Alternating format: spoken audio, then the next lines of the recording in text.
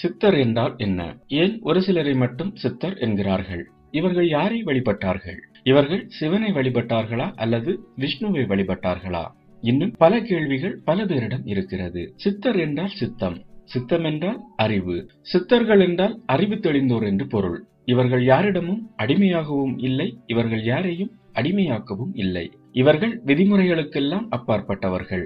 இவர்களுக்கு நேரம் கிடையாது, தீட்டு கிடையாது, ஜாதி சமயங்கள் கிடையாது. இவர்கள் கோட்பாடு ஒன்று மட்டுமே, இறைவன் ஒருவனே. அவர் ஜோதி வடிவாக உள்ளவர். அவர் தன்னுள்ளே உள்ளே உள்ளார் என்பதை உணர்ந்தவர்கள். அவரை அடையக்கூடிய வழி அன்பு மட்டுமே என உணர்ந்தவர்கள். சித்தர் என்ற வார்த்தை சித்தியில் இருந்து வந்தது. ஆன்மீகத்திலும் அறிவியல் சாதனைகளிலும் முழுமை பெற்ற நிலைதான் சித்தி. சித்தி பெற்றவர் சித்தர். தத்துவங்கள் 96 தாண்டியவர்கள் சித்தர் என்பார் திருமூலர். சித்தர்களை அறிவன் என்றும் நிறைமொழி மாந்தர் என்றும் குறிப்பிடுகிறது தொல்காப்பியம். அவிர்சடை முனிவர் என்கிறது புறநானூறு. அழியக்கூடிய உடம்பின் அசுத்தமான மூலகங்களை ரசவாதத்தின் மூலம் தூய்மைப்படுத்தி கொண்டவர்கள் சித்தர்கள். சித்தர்கள் பொருளை சக்தியாக்குகிற வித்தை, அதன் மூலம் சுத்த தேகம் பெற்றனர். மீண்டும் அதை மாற்றி பிரணவ தேகம் ஆக்கினர். அதனுடைய அடுத்த கட்டம் உருமாற்றும் ஞான வடிவு. சித்தர்களின் தேகம் நுட்பத்திலும் அதிநுட்பம், கடினத்துவத்திலும் அப்படித்தான். அவர்கள் தங்கள் மனம் போல் உருமாறுவர். நோய்களுக்கும் மரணத்திற்கும் அப்பாற்பட்டது அவர்களுடைய அமைப்பு. மரணத்தை வெல்வது சித்தர் பண்பாடு.